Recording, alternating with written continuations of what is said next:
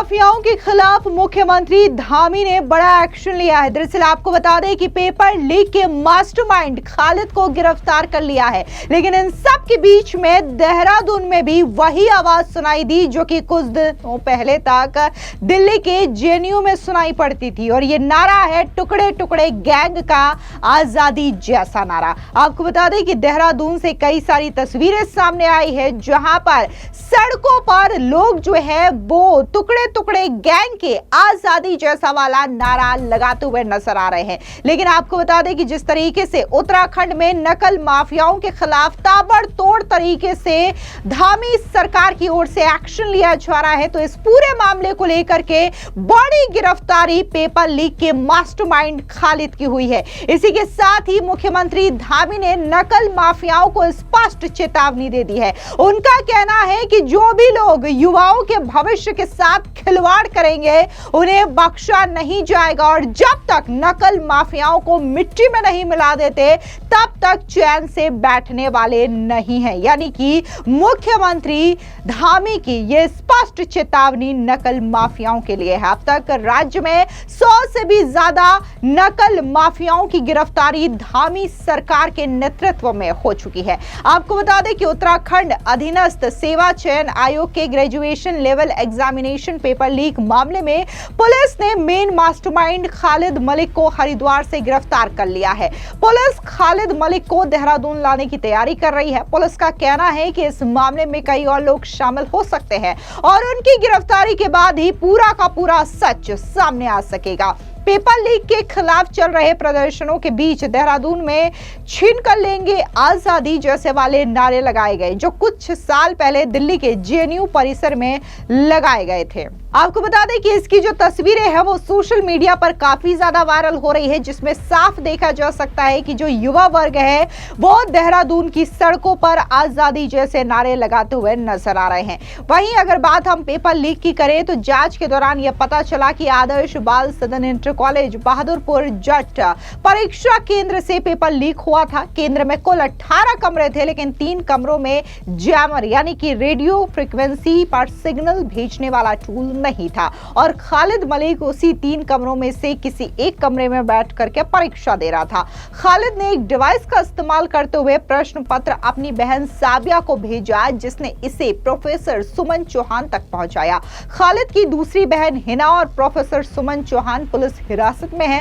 Police अब इस पूरे मामले में जैमर टीम और परीक्षा केंद्र के कर्मचारियों से पूछताछ कर रही है। इसके अलावा पेपर लीक के खिलाफ चल रहे प्रदर्शनों के बीच एक वीडियो वायरल हुआ है जिसमें कुछ प्रदर्शनकारी छीन करके लेंगे आजादी के नारे लगा रहे हैं। सोशल मीडिया पर कई यूजर्स ने इस वीडियो को शेयर करते हुए लिखा कि उत्तराखंड के युवा पेपर लीक के खिलाफ सड़कों पर है। वे बीजेपी और कांग्रेस दोनों का विरोध कर रहे हैं और उन पर दशकों से युवाओं का खून चूसने का आरोप लगा रहे हैं। उत्तराखंड के मुख्यमंत्री पुष्कर सिंह धामी ने भी नकल माफियाओं को लेकर के सख्त चेतावनी दे दी है। बता दें कि मुख्यमंत्री पुष्कर सिंह धामी ने पेपर लीक को नकल जिहाद बताते हुए इस पर कड़ी कार्रवाई की बात की है। मुख्यमंत्री धामी ने कहा कि जो भी युवाओं के भविष्य से खिलवाड़ करेगा उसे बख्शा नहीं जाएगा। सरकार से नकल माफियाओं से निपटने के लिए सख्त कानून लागू किया गया है।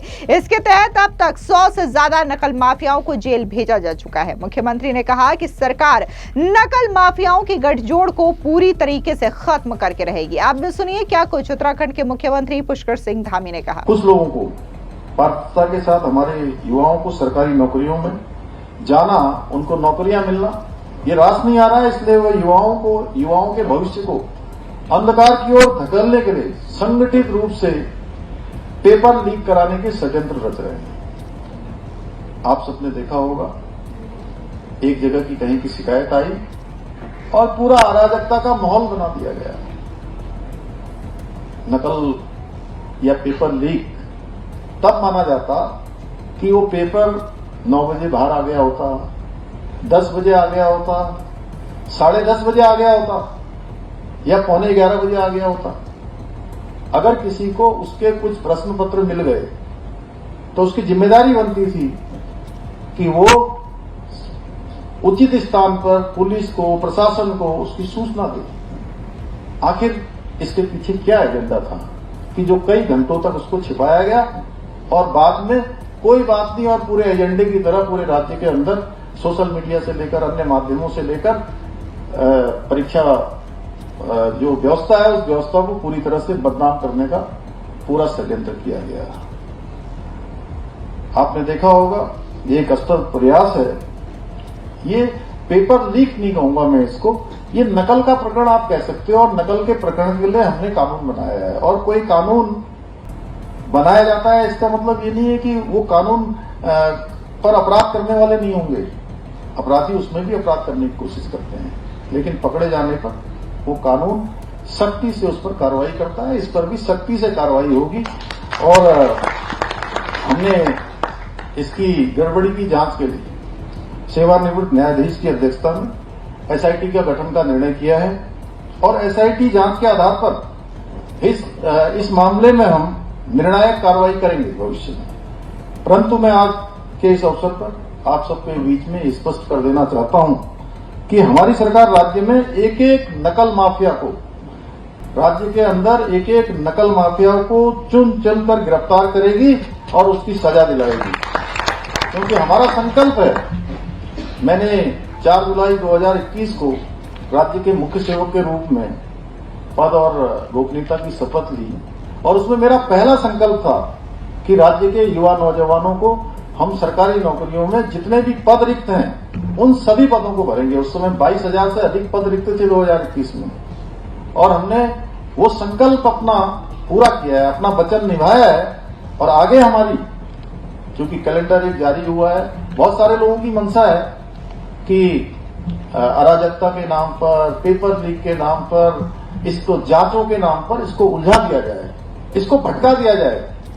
और ऐसे लोग जो दिल्ली में कहते हैं कि सीबीआई हमारे साथ जबरदस्ती कर रही है, सीबीआई नहीं होनी चाहिए। आप लोगों ने राज्य के भी हमारे बहुत सारे नेताओं को देखा होगा, जब सीबीआई का नाम आता है तो कहते हैं सीबीआई नहीं होनी चाहिए, और इस वाले मामले में कहते हैं कि सीबीआई होनी चाहिए, क्योंकि सीबीआई या कोई अन्य एजेंसी जांच करती है तो उसमें एक प्रोसेस होता है लंबा, और वो प्रोसेस कई सालों तक चलता है, और कई सालों तक जब तक ये प्रोसेस चलता है सारी भर्ती प्रक्रिया स्थगित हो जाती है।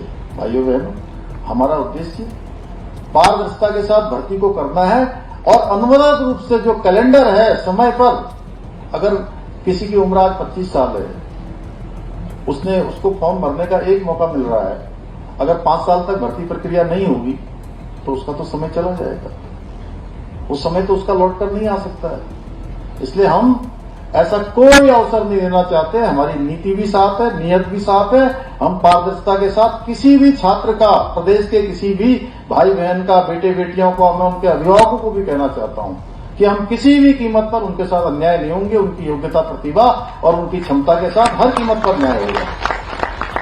आपको बता दें कि पेपर लीक एक गंभीर मुद्दा बनता जा रहा है, और इसी को मद्देनजर रखते हुए उत्तराखंड के मुख्यमंत्री पुष्कर सिंह धामी ने नकल माफियाओं के खिलाफ सख्त कार्रवाई की बात की है। और उन्होंने ये स्पष्ट किया है कि कैसे उनकी सरकार न सिर्फ पेपर लीक मामले को लेकर के कानून बनाई है, बल्कि जो नकल माफिया है उन पर भी लगाम लगाई जा रही है। 100 से ज्यादा गिरफ्तारियां जो है इस पेपर लीक मामले में किया गया है, नकल माफियाओं की गिरफ्तारी की गई है। और इतना ही नहीं, उन्होंने स्पष्ट ये संदेश दिया है कि जो भी युवाओं के भविष्य के साथ खिलवाड़ किया जाएगा उन्हें बख्शा नहीं जाएगा। इतना ही नहीं, इसी के साथ ही मुख्यमंत्री धामी ने यह भी क्लियर किया है कि जो लोग पेपर लीक और नकल माफियाओं का सहयोग करके, समर्थन करके राज्य में अराजकता वाला माहौल बनाने की कोशिश करते हैं, उन्हें भी नहीं छोड़ा जाएगा। फिलहाल इस पूरी खबर पर आपकी क्या राय है, कमेंट सेक्शन में जरूर बताएं। धन्यवाद।